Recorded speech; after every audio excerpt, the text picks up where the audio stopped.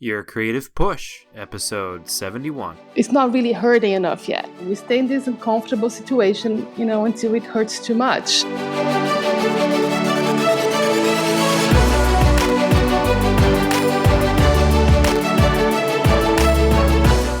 Welcome to Your Creative Push, the podcast that pushes you to pursue your creative passions.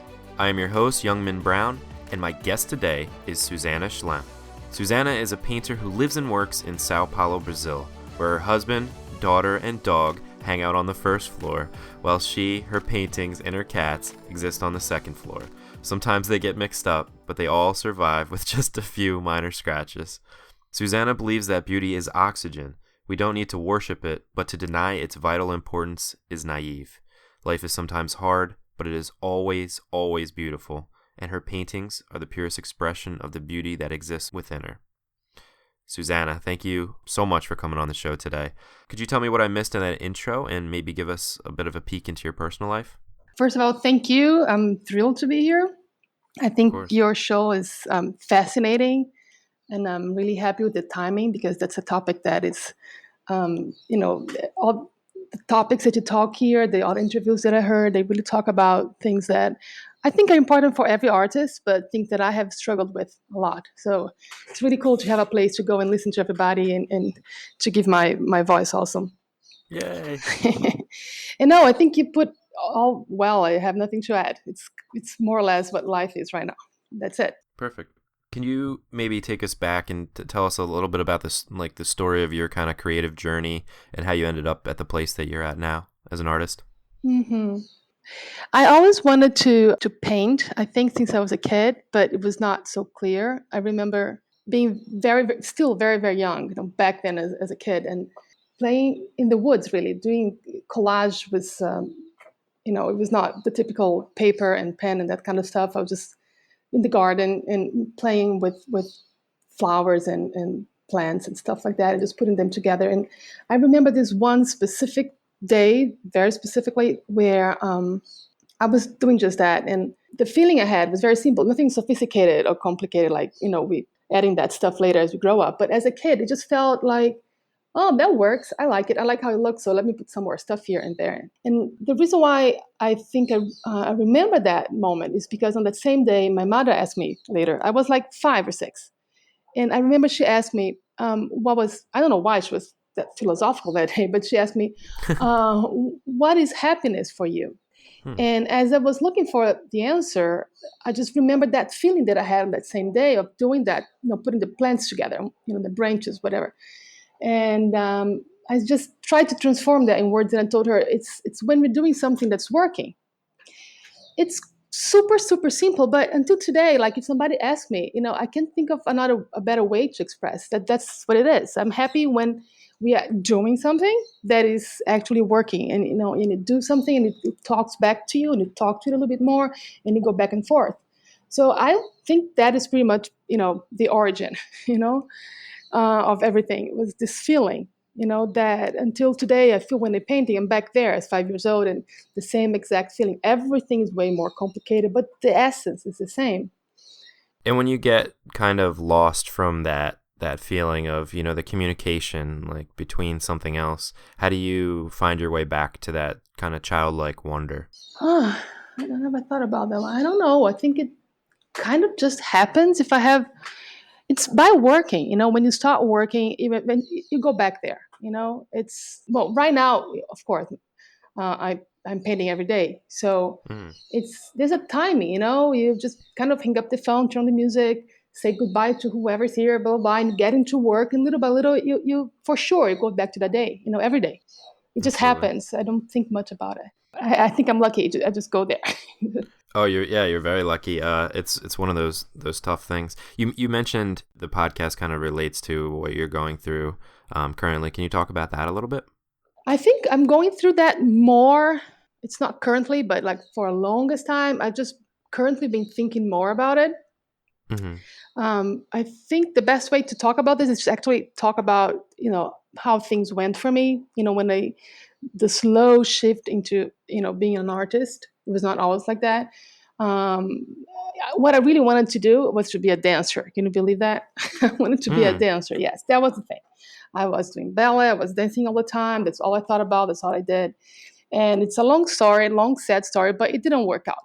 Mm. And I'm not going to into that. It doesn't matter. It didn't work out. And then I had that pressure from, everybody around me. Okay, then get a job, get a real job, get a real career. Like dancing is like, you try, it didn't really work. But, so now not just the pressure, I had this pressure inside of me. So, okay, so you had your creative take, didn't work, get real, become an adult, get a job.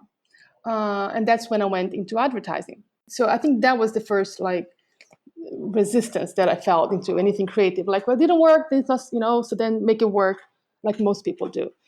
And of course, just to, 10 years afterwards, stop everything, and go back to, another creative kind of activity. I think there was, for a lot of people, but for me, for sure, there was a lot of pressure into like getting to a point where you've done everything. So it's like, of course, we are here to talk about work, right? But Mm-hmm. it's all related. So I just remember Mm-hmm. that in my like early 20 something, I felt I was old. I felt so different now. And I'm 44 and I feel like I have the entire life ahead of me. But when I was 22, for some reason, I thought I didn't.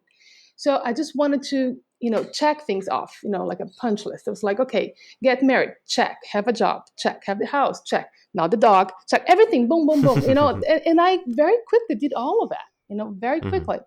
And when I was like 29, I was like, oh, great, but it's none of that. This is not the life. It's not the person. It's not the work. It's nothing.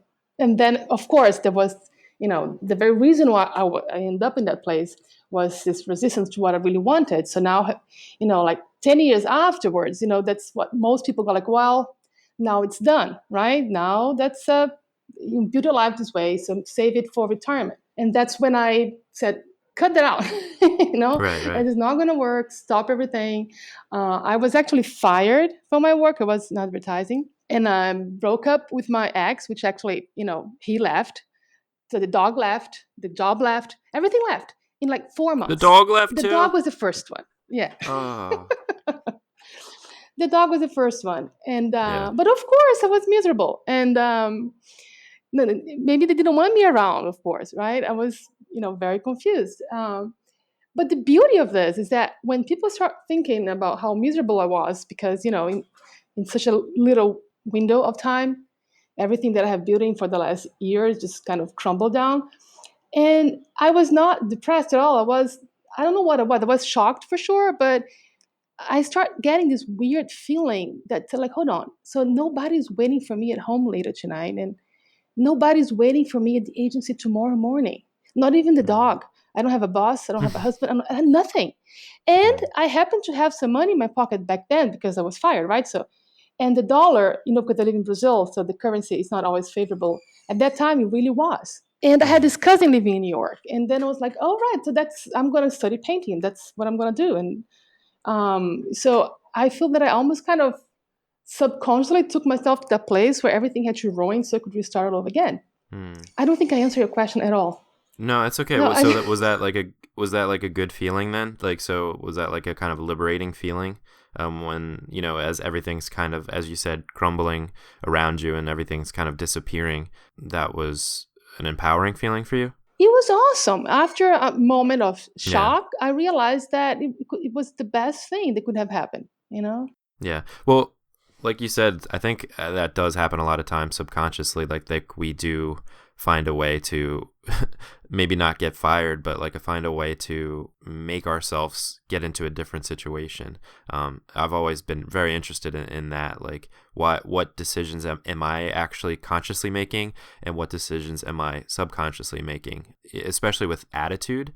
For example, at my job, everybody I work with for the longest time has always been very, very negative, very always complaining, hates their job. And I've been like kind of very positive and upbeat until I started this podcast. And then I have definitely joined the fray. I am definitely also being quite negative. Like, I'm dreading going into work, and then while I'm there, I'm not who I used to be. I'm not that like jolly kind of guy that's happy to have a job and whatever.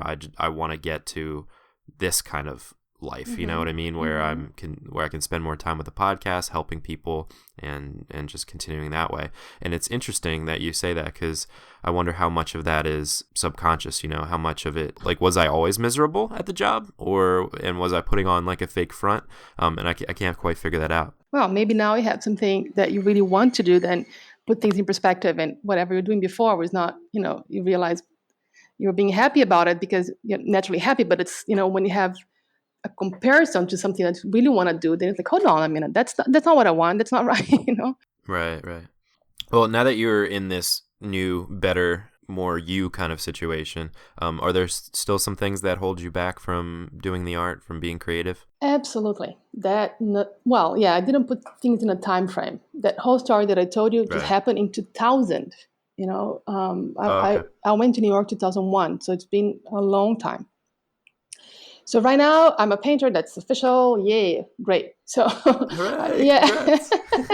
for a while now. But so that was the trouble then. The kind of thing that I had to overcome then, get a real job, etc. So that is past. And now there's always something else. I mean, and what I am really happy now, some people feel upset about getting old. I don't understand that. It's such a great trait because you kind of hack life more. You just understand things better. Mm. No way I would want to go back to my 20s or 30s. You just if you learn to pay more attention, basically. So what happens today is, I mean, there's a ton of things that takes me away from the studio, but what I see now that I didn't see back there is that it's always one thing, and always, one reason behind everything, which is painting is hard. It is really hard. Mm-hmm. Sometimes I'm afraid, sometimes I'm lazy, sometimes I'm tired, sometimes, it's so much easier to go to busy work and to say, oh, I have to play with my daughter, or I have to respond to these emails. How can I go paint? There's nothing for dinner, and you're thinking about it at 10 in the morning, whatever.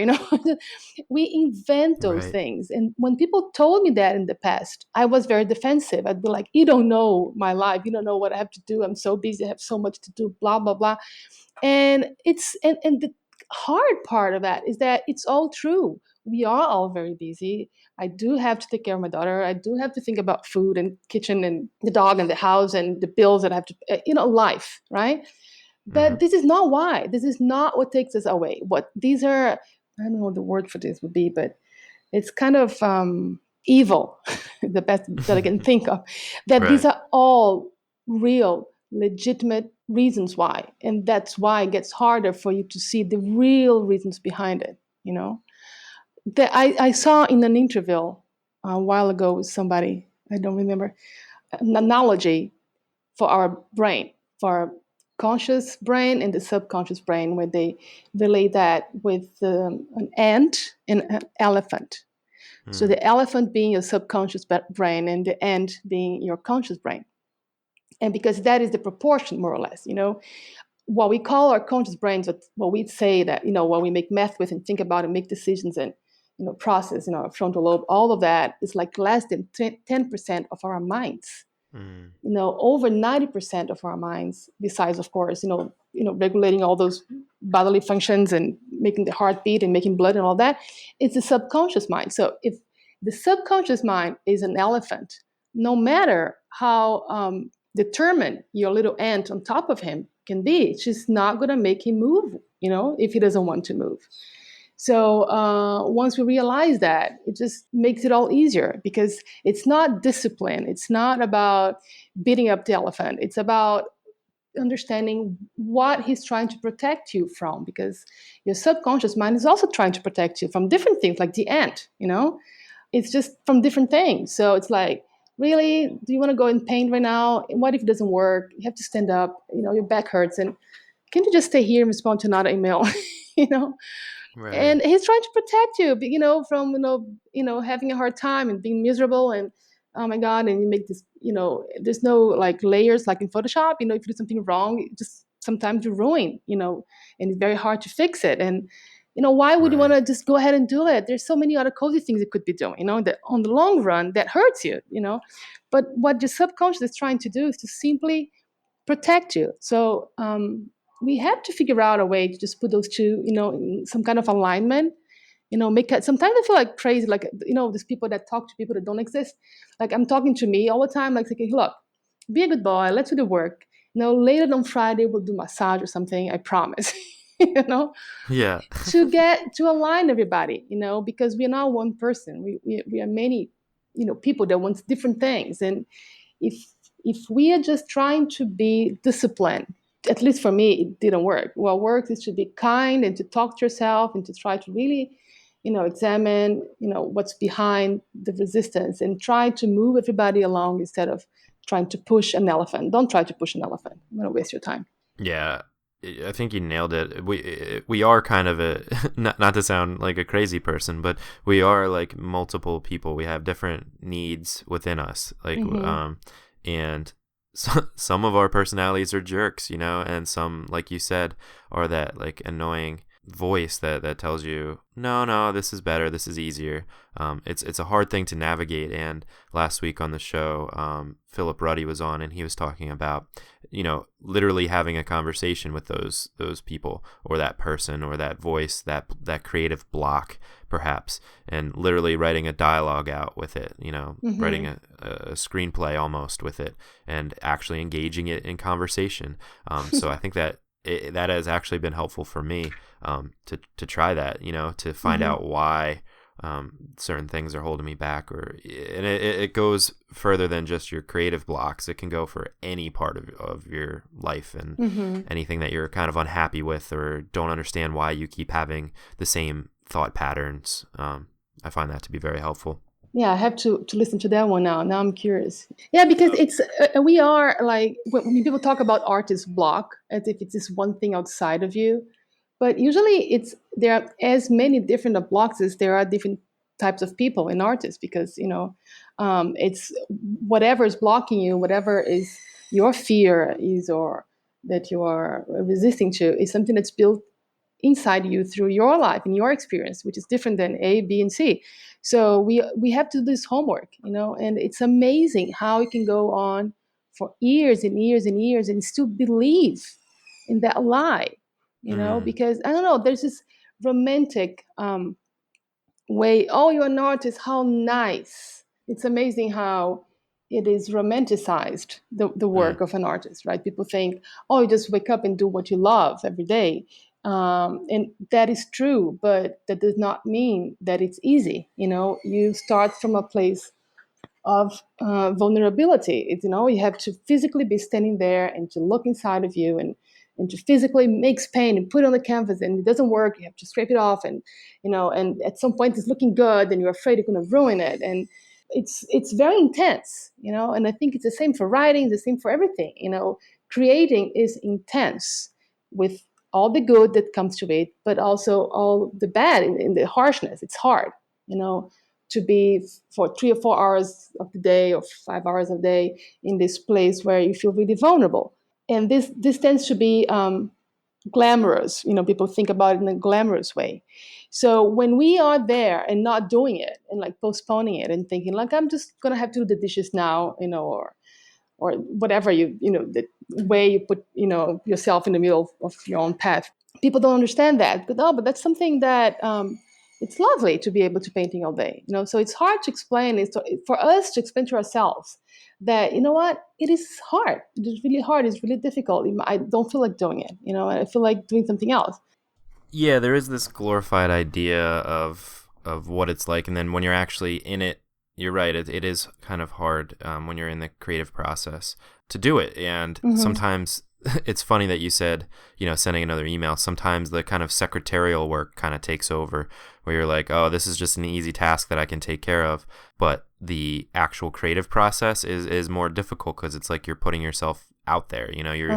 That you're being vulnerable, and I think that sometimes is where that fear is. There's nothing vulnerable about sending an email or writing a first draft, of an email or something like that. But then when it comes down to sitting down and spilling your guts on the page, or spilling your guts on the canvas, that can sometimes be difficult. Yes, I wish somebody would tell artists at some point that, look, it is not. It's difficult. And I remember. when I was facing that kind of thing, people telling me things like, you know what, I think you should look into that because, you're a painter, you're not painting. What's going Mm. on? You should look a little deeper. And I was so resistant. I was like, you don't know what I'm doing. You don't know how busy I am. I have all these other things to do. It's impossible to juggle everything. I don't have time, or I don't have time is the worst of myths. It's just, this is like, everybody have the same exact 24 hours. But of course, if you work on a day job and if you have a kid and if you have, life to take care of and you want to do something artistic, it is absolutely valid to say, I don't have time. But on the other hand, as legitimate it is and as true as it is, it's also a lie because Mm-hmm. this is not why you're not doing it. It is not why. You will find the time if you want to do it. You will make a plan. You will work it out somehow. The evil aspect of this dynamic is that whatever you tell yourself that is the reason why you're not doing your work is legitimate. So it takes a long, for me at least, it took years, of struggling with that, to understanding that, admitting to myself, I was always proud of being a disciplined person, and admitting to myself that it was not about lack of discipline. It was about much more complex dynamics that I had to, look inside and deal with kindness and not with rigor. Yeah, and a lot of it has to do with, like you said, the resistances and the blocks are different for different people. Yes. So what is something maybe that you've learned from your students that maybe has related to yourself as well? Well, it varies, but not terribly. I teach painting in a very objective way. I teach technique, just look for the values, drawings, how you draw, how to make a painting. It's very direct to the point. And the Mm-hmm. method is the same for everybody. And some people just get that and just they go on and they marvel and they get so happy and they start producing like crazy and become amazing painters. And some other people get the same technique and sometimes they're, always as good as or even better than the ones that do well, but something stops them. They cannot go on. They don't have the time, or they couldn't last month or last week, or and I can see it from a mile, away, that what's going on with them, because I went through the same things. And I just feel I get to a point in class that it's very frustrating because of course we talk about it and everything, but it cannot really help them, to a point where I feel that I wanted to make a different class just about that, just get, okay, so let's get all the myths. I don't have time. I have to help my son. I have to take care of the house. I have to, whatever it is, I have to first do this. I have to first do that, whatever we tell ourselves. And to make, I don't know yet, but I'm thinking about creating this program where I take all those things we say, because we repeat the same things over and over again, and deconstruct each one of them, and to listen to the ones, as we discussed before, they are kind of tailor-made. They are specific to each person, you know. So I don't know. For instance, my mother is a painter, right? I cannot say she's also a painter because I'm the one who's also a painter. And she was in the studio all the time. She was, always painting like crazy. And as a kid, sometimes it's not always fun because, I wanted to be with her and do things with her. And it was really, hard to pull her from the studio. So now, me as a mother, with my kid, I just don't want to do the same thing again. But then to a point that it's you overcompensate for things, So we all have our own history. So for me, it's like, okay, I don't want to be absent here for my daughter. So I have to go play with her and I cannot paint today. You know what I'm saying? So it's just, we have to find the balance. We all built and wired in a certain way. So when you want to do something that we're afraid of, these all come up. So I think it would be interesting to have a class. I don't know how even to call it, coaching, whatever. Mm-hmm. That way people could just, all artists could talk, go into that. What is really stopping you? But it takes a long time to see that it's not just, the first thing that comes to mind, that those are excuses, it takes a long time for that. Right. Yeah, and going along with what you were saying before about not having time, you're right. Like, you can find the time to do almost anything Mm-hmm. when you use that excuse. You're right. I don't think it is quite valid. You can always kind of find the time. And a lot of the time, people say, I don't have time, and they do something else that's more relaxing, that like kind of shuts their brain off, watching TV or going out and having some drinks or whatever it may be. And it's almost to turn off those creative juices that you're not fulfilling. And it's kind of like going to the gym, where you feel so much better after you've gone to the gym. It just helps everything, because you kind of like you say, can check that off your list. It's the same, I think, with art and creativity. If you actually fulfill that need and get that creative energy out, then you've actually outputted it, and I think that's super helpful, and you'll actually feel much better than you would if you had turned your brain off for 2 hours watching a movie. Yeah, well, yeah, sometimes that's what you need. You need to it's kind of self-medication, but you're numbing your senses. But if you keep doing this continuously, it just at some point it hurts too much for you to not pay attention to it. Another story, I don't remember where I heard from, but I think it's a good illustration for this that you just said.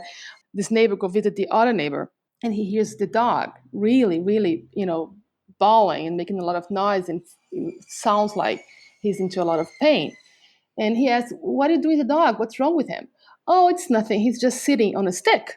and the guy, "But why doesn't he get up and go to a different place?" And the neighbor just very calmly says, "Well, it's not hurting, hard enough yet. It's not really hurting enough yet." We do exactly the same. We stay in this uncomfortable situation, until it hurts too much, and then Yeah, and then I think that is the trick, to kind of find discomforts in your life that maybe you try not to think about, that you try to block out, and just really attack them. Just really go for it. So I think that's why that class that you mentioned would be a good thing to do. I would definitely sign up. Yeah, well, we'll see. I'll keep you posted. Yeah, definitely do. We're running out of time, but before we get to the final push, I was wondering if you had any resources, like a favorite book or YouTube clip or anything else that you draw inspiration from, and that perhaps we could too. Well, yeah, there's everything from Seth Godin. He works with marketing, but it's much more than that. I've just subscribed to his posts, and he writes amazing work every day. Every day in my inbox, there's an amazing text from him, including today. I thought it was funny. I just saw now an email from him. He's doing some kind of project with Elizabeth Gilbert, which is the other one I was going to say. And I thought it was amazing, because I like them so much, and now they apparently are doing something together, which makes perfect sense. So that would be the first one, Seth Godin.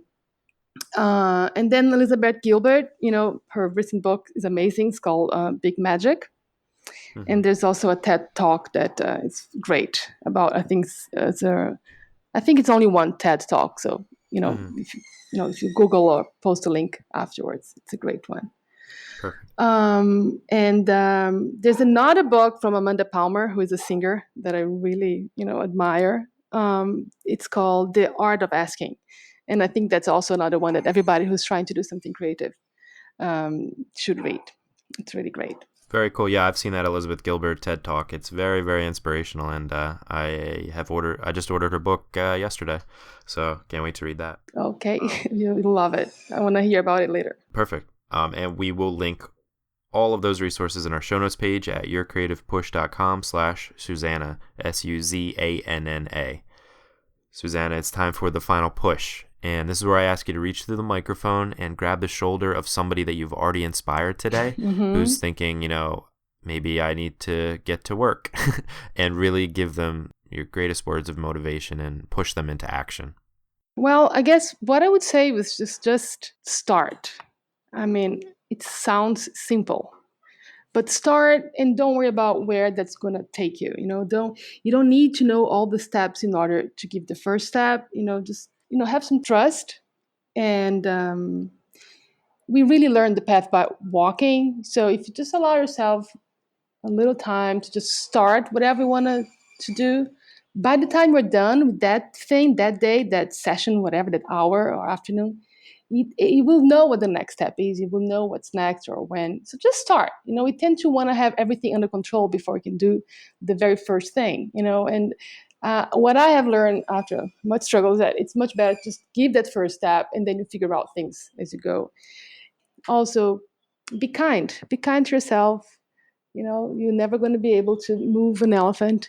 Just try to talk to him and understand what's going on, and you have much better chances of success. That's what I would say. So be a kind and compassionate aunt to your elephant. Yes. That's good advice. Suzanna, thank you so much for Thank being you. on the show today and for giving us that push. Okay, thank you. It was lovely, and I really love your show. Congratulations on what you're doing. Oh, thank you very much. And you can find Suzanna at her website, which is SuzannaSchlemm.com. That's SuzannaSchlemm.com. On Pinterest and Instagram, she's Suzanna Schlemm.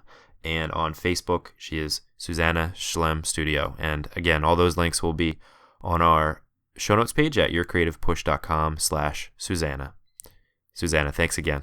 Thank you. Oh, thank you so much, Suzanna, for coming on the show. It's really important to remember this idea that you do have time.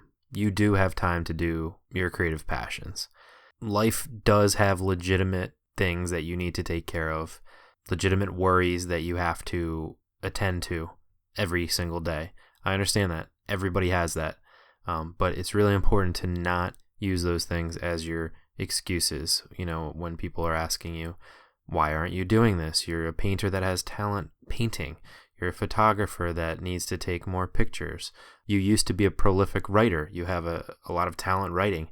Whatever it is, you can't use the excuse of, oh, I'm just too busy to do that.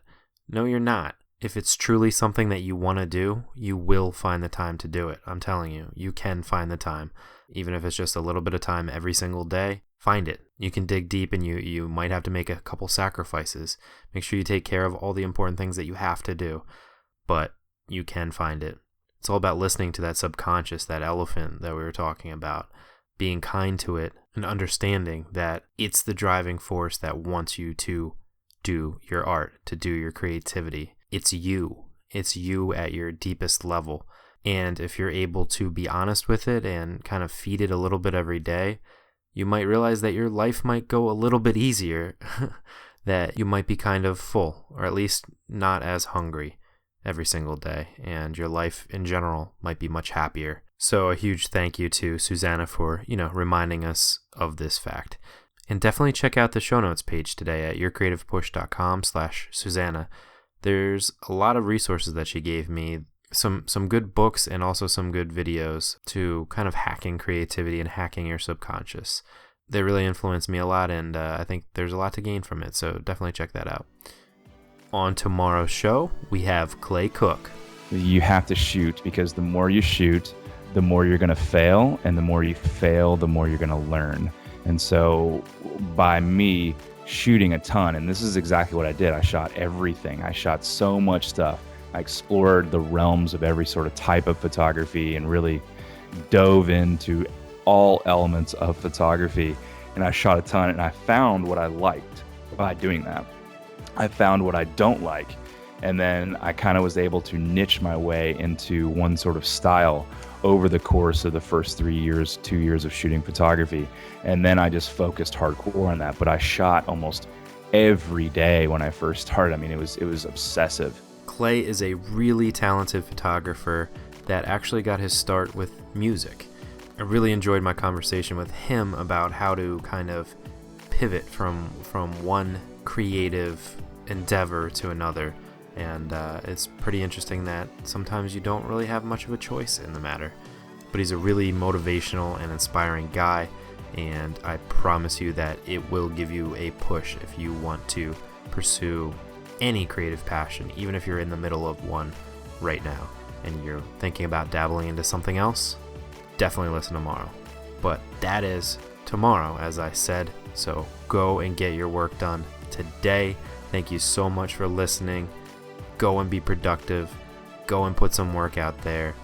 Go feed your elephant and do the thing that's in your heart. I love you guys so much. Thank you so much for listening, and we will catch you tomorrow. Have a great day. Bye.